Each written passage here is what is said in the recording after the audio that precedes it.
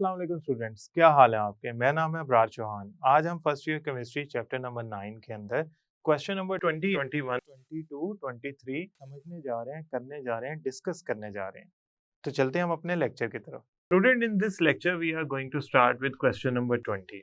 ये question number 20 actually आपको help करेगा उन सारे बेसिक कॉन्सेप्ट्स को क्लियर करने में जो मोलैरिटी, मोलैलिटी और मोल फ्रैक्शन कैलकुलेशन से रिलेटेड है। देखिए 5 ग्राम ऑफ NaCl जो है वो डिसॉल्व किया गया है 1000 ग्राम ऑफ वाटर में, और उससे जो सोल्यूशन बनता है उसकी डेंसिटी है 0.997, यानी कि अप्रोक्सीमेटली वाटर जितनी। मोलैरिटी, मोलैलिटी और मोल फ्रैक्शन हमने कैलकुलेट करना है। For this we need to do some calculation. वो क्या है, जरा उसकी तरफ चलते हैं। स्टूडेंट, सबसे पहले हम लिखते हैं सोल्यूशन। हमारे पास डाटा क्या कह रहा है? हमारे पास डाटा कह रहा है कि NaCl जो है वो 5 ग्राम है और जो सॉल्वेंट है वाटर वो 1000 ग्राम या cm³ है। अब 5 ग्राम ऑफ NaCl के कितने मोल्स होंगे? वो बड़ा आसान तरीका है। Moles is equal to mass over molar mass. 5 mass है, मोलर मैस होता है 58.5 ग्राम पर मोल। अब आपको अंदाजा हो गया होगा, मुझे ये ज़ुबानी इसलिए याद हो जाते हैं क्योंकि हम NaCl को बार बार यूज कर रहे हैं। So we actually have crammed these values. तो NaCl का वैसे कैसे निकालेंगे? सोडियम का होता है 23, क्लोरीन का होता है 35.5। सो ये मिलके बनाते हैं 58.5 ग्राम पर मोल। ओके, और ये मोल्स बने हमारे पास 0.0854 मोल्स। ये हमारे पास मोल्स आ गए। और वाटर के 1000 ग्राम में कितने मोल्स होते हैं? वाटर के 1000 ग्राम में निकाल लेते हैं। मोल्स को N से रिप्रेजेंट किया जाता है। वाटर का मोलर मैस होता है 18 और गिवन मैस है 1000। याद रखिएगा, गिवन मैस ऊपर आता है, मोलर मैस नीचे आता है, 18 ग्राम पर mole. So that comes to be 55.5 moles of water. अब हमारे लिए मसाइल आसान हो गए। अब हम आसानी से कैलकुलेट कर लेते हैं। सबसे पहले हम कैलकुलेट करते हैं molality. Molality is equal to, अच्छा यहाँ पे वॉल्यूम भी कैलकुलेट कर लो ना 1000 cm³ सोल्यूशन का, तो वो भी मेरे लिए एक थोड़ा आसानी हो जाएगी। तो ये डाटा भी मैं कंप्लीट कर लेता हूँ। सो वॉल्यूम आपका है 1000 cm³। आप फाइंड करना चाहते हैं मैस ऑफ 1000 cm³ सोल्यूशन। तो वो कैसे फाइंड करेंगे? देखें, मैस इज इक्वल टू किसके इक्वल होता है? आप याद करें, आपका फार्मूला था density is equal to mass per unit volume. तो यहाँ से मैस निकलता था वॉल्यूम को डेंसिटी से मल्टीप्लाई करके, तो D मल्टीप्लाई बाय V। तो यहाँ से मैस निकल आएगा। देखिए 0.997 जो होता है ना, वो अप्रोक्सीमेटली 1 के इक्वल होता है। तो मैं ऐसा करता हूँ, इसको 1 के इक्वल ही लिख लेता हूँ। तो मैं यहाँ मेंशन करूंगा, याद रखिएगा आप एग्जाम में मेंशन करेंगे कि यू हैव टेकन 0.997 अप्रोक्सीमेटली 1। तो ये 1 मल्टीप्लाई बाय 1000 cm³, तो आपका आंसर आया 1000 ग्राम। नाउ मैं ऐसा करता हूँ, मोलैलिटी पहले फाइंड करता हूँ। मोलैलिटी का फार्मूला होता है moles per kilogram solvent. Solvent का मैस इन किलोग्राम। देखें मोल्स हैं आपके पास 0.0854 और सॉल्वेंट कितना लिया आपने? 1 किलोग्राम। तो आपका आंसर क्या आया? 0.0854 मोलल। अब ये मोलल आया है तो इसको स्मॉल m से शो करेंगे। अब मोलैरिटी फाइंड करते हैं। मोलैरिटी, मोलैरिटी किसके इक्वल होती है? मोल्स सॉल्यूशन का वॉल्यूम इन dm³।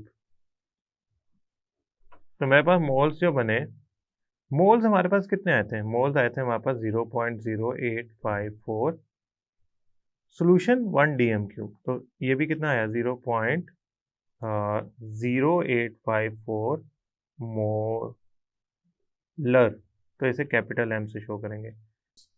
ये हमारे पास कैलकुलेशंस आ गई मोलैरिटी और मोलैलिटी की। अब मोल फ्रैक्शन की बात करते हैं। Mole fraction. मोल फ्रैक्शन याद रखिएगा जब भी फाइंड की जाती है तो सोल्यूट और सॉल्वेंट दोनों की जाती है। मोल फ्रैक्शन ऑफ NaCl, तो वो किसके इक्वल होगी? Moles of NaCl divided by total moles, यानी कि NaCl के मोल्स प्लस वाटर के मोल्स। NaCl के कितने मोल्स हैं? 0.0854। और ये नीचे टोटल मोल्स कितना निकालूंगा? 0.0854 प्लस 55.5, तो मेरे पास जो आंसर आया वो आया 0.00154 मोल फ्रैक्शन ऑफ NaCl। स्टूडेंट याद रखिएगा ये मोलर में मैंने 3 डेसिमल तक वैल्यू लिखी, आप इसे 4 तक भी लिख सकते हैं। सो ये 2 या 3 तक तो एटलीस्ट होनी चाहिए, आप 4 तक भी लिख सकते हैं। खैर सब हम मोल फ्रैक्शन का मैंने बता दिया। अब आते हैं मोल फ्रैक्शन ऑफ वाटर की तरफ। Mole fraction of water is equal to moles of water divided by total moles. Total moles क्या है? NaCl प्लस वाटर के। वाटर के मोल्स कितने हैं? 55.5, 0.0854 plus 55.5, that comes to be, अगर मैं इसको करूं तो ये आंसर आएगा 0.9984। अब आपने याद रखना है ये जो दोनों वैल्यूज हैं ये मोल फ्रैक्शंस की हैं, और अगर मैं इनको सम कर लूंगा तो आंसर 1 आएगा। Now let's move on towards question number 21। अब स्टूडेंट हमारे पास क्वेश्चन नंबर 21 में हमने फाइंड क्या करना है? हमने molar mass of solute find करना है। देन उस मोलर मास ऑफ सोल्यूट को यूज करते हुए मॉलिक्यूलर फार्मूला फाइंड करना है। इंपीरिकल फार्मूला गिवन है, उसे मोलर मास के जरिए आप मॉलिक्यूलर फार्मूला में कन्वर्ट कर सकते हैं। खैर अभी हम ज़रा मॉलिक्यूलर मास को पहले फाइंड करें, उसके लिए हमें डाटा कैलकुलेट करना होगा, कलेक्ट करना होगा। डाटा हमारे पास क्या क्या है सोल्यूशन के अंदर? हमारे पास डाटा जो फर्स्ट गिवन है वो ये है कि हमारे पास वेट ऑफ सोल्यूट गिवन है इनिशियल 4.675 ग्राम, जो कितने सॉल्वेंट में हल किया गया है? 212.5 ग्राम। ठीक है, W2 और W1, यानी कि W1 जो है वो वेट ऑफ व्हाट? सॉल्वेंट है। W2 क्या है? Weight of solute. Freezing point जो है उसमें जो डिप्रेशन रिकॉर्ड किया गया वो था 1.02, यानी कि डेल्टा TF में जो वैल्यू आप इनपुट करेंगे वो 1.02 डिग्री है, जबकि जो मोलल फ्रीजिंग पॉइंट कांस्टेंट है वो 5.1 डिग्री है, यानी कि KF की जो वैल्यू है 5.1 है। तो आप कैलकुलेट करें रिलेटिव मोलर मास। ये तो बहुत आसान है हमारे पास। रिलेटिव मोलर मास किसके इक्वल होता है? M2 is equal to KF over delta TF multiply by W2 over W1 multiply by 1000। ये सारी वैल्यूज यहाँ पे पुट करें। KF है 5.1, 1.02, वेट है 2 का 4.675, 212.5 मल्टीप्लाई बाय 1000। तो यहाँ से जो M2 आया आपके पास, M2 आया वो आया आपके पास 110 ग्राम पर मोल। ये आपके पास M2 आ गया। स्टूडेंट अंडरस्टैंड वन थिंग, ये मोलर मास है। मोलर मास से एम्पिरिकल फार्मूला कैसे मॉलिक्यूलर फार्मूला तक ले जा सकता है? बड़ा आसान तरीका है। उसका तरीका क्या है देखें जरा गौर से सुनिएगा। Molecular formula is equal to N multiply by empirical formula.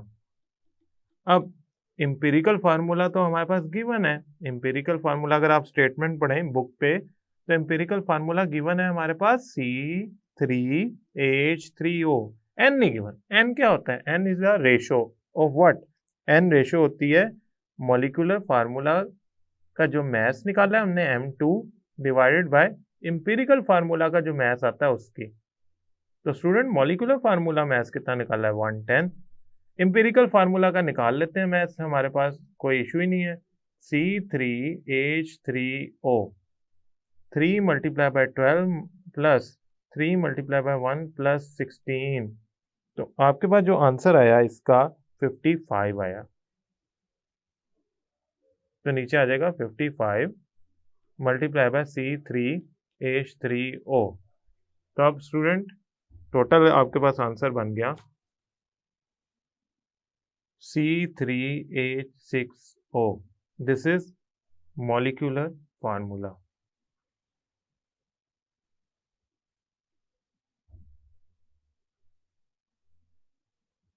इसको आप याद रखिएगा, MF लिखने के बजाय आप बोर्ड में शॉर्ट यानी कि शॉर्ट टर्म्स यूजुअली यूज नहीं करते, तो आप यहाँ पे पूरा मॉलिक्यूलर फार्मूला लिखेंगे। Okay students, now let's move on towards next question. Student question number 22 के अंदर हमने molar mass of solute A again find करना है। For this we need data, और वो डाटा हमारे पास देखते हैं कौन कौन सा गिवन है। क्वेश्चन के अंदर हमारे पास जो सोल्यूट हमने ऐड किया है, सब्सटेंस ए, सोल्यूट सब्सटेंस ए, वो ऐड किया है 0.2 ग्राम। तो इसे मैं कह देता हूँ सोल्यूट या सब्सटेंस ए। ओके, और ईथर हमारा सॉल्वेंट है, तो सॉल्वेंट जो ऐड किया वो है 20 ग्राम। इसको मैं रिप्रेजेंट करूंगा W2 से, वेट ऑफ सोल्यूट से, और इसको किससे रिप्रेजेंट करूंगा? W1 से, वेट ऑफ सॉल्वेंट से। और जो हमारा बॉइलिंग पॉइंट की एलिवेशन आई है, यानी कि डेल्टा TB आया है, वो आया 0.17 केल्विन, और डेल्टा TB हमारा 0.17 केल्विन, यानी कि डिफरेंस, ये डिफरेंट डिग्री में भी उतना ही होगा, 0.17 केल्विन में भी उतना ही होगा। और जो आपका मोलर बॉइलिंग पॉइंट कांस्टेंट आया है वो आया है 2.16। Now very simple and very easy, आपने M2 कैलकुलेट करना है डाटा, तो आपके पास आ गया। आप क्या करें, सिंपली M2 का फार्मूला लगाएं। M2 is equal to KB over delta TB multiply by W2 over W1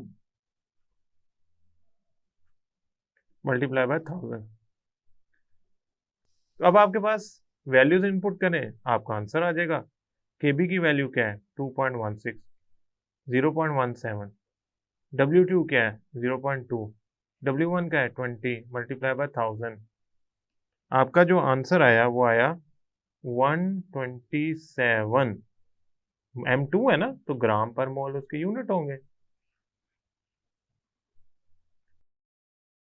now student, we are going to solve question number 23। इसमें हमें एक 3 ग्राम नॉन वोलाटाइल जो है वो दिया गया है सोल्यूट, यानी कि वेट ऑफ सोल्यूट जो है वो 3 ग्राम गिवन है।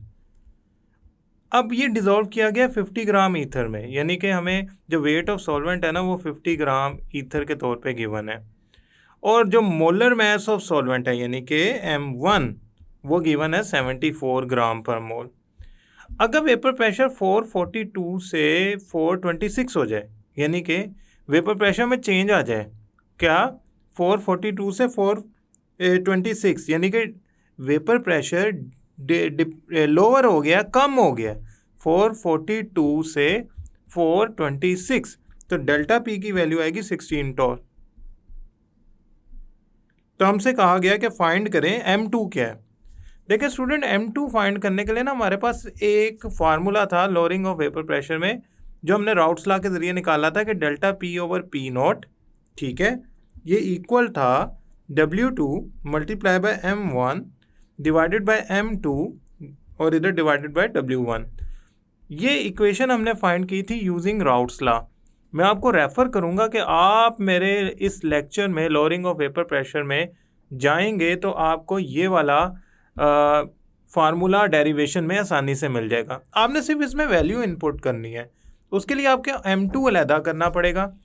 M2 में एक साइड पे कर लेता हूँ और बाकी सारी वैल्यूज़ को मैं अलहदा से लिख लेता हूँ। देखें M2 इधर आ गया तो delta P over P not जो है वो दूसरी तरफ चला जाएगा, यहाँ डेल्टा P आ जाएगा और यहाँ पे आ जाएगा P नॉट। तो स्टूडेंट अब ये सारी वैल्यूज़ यहाँ पे पुट करें। W2 की वैल्यू है 3, M1 की वैल्यू है 74 मोलर मास, डेल्टा P कितना चेंज हुआ है 16, W1 कितना है 50 और P नोट कितना था स्टूडेंट्स, यानी कि प्योर सॉल्वेंट का वेपर प्रेशर वो था 442, यानी कि जब उसमें सोल्यूट नहीं ऐड किया था। तो यहाँ से M2 की जो वैल्यू आई वो आई 122.6 ग्राम पर मोल। सो स्टूडेंट आपके पास M2 की जो वैल्यू आई वो आई 122.6 ग्राम पर मोल। आई होप स्टूडेंट ये लेक्चर आपको समझ आया होगा। नेक्स्ट लेक्चर तक के लिए अल्लाह हाफिज।